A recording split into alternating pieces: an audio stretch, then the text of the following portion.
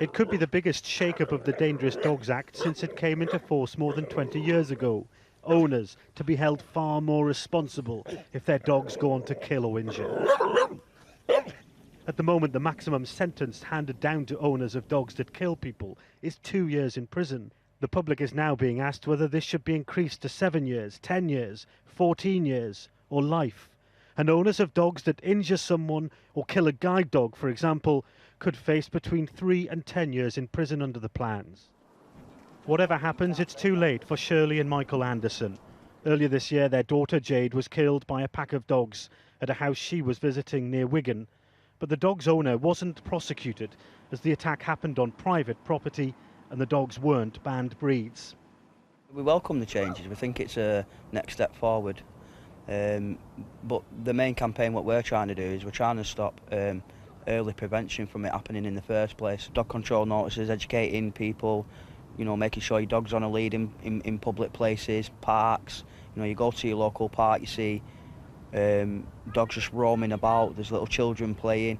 And these are all early signs, indications of what can happen.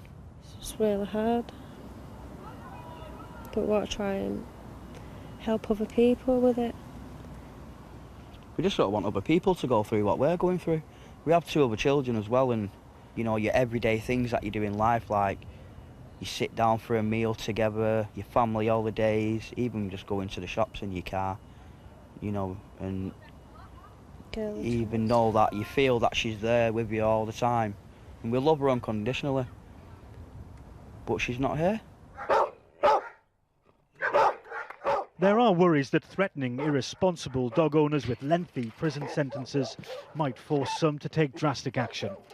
It may have the effect of people who are beginning to identify that the dog is aggressive may suddenly decide to abandon the dog because they're then fearful of what might happen in the future. So we could be in a position where we have an increased number of aggressive dogs being released or abandoned as strays, and that of course would be a considerable danger to the public. Charities like the RSPCA aren't convinced either. They say more should be done to prevent attacks in the first place, rather than punish the owners when the damage is done. Nick Martin, Sky News, Manchester.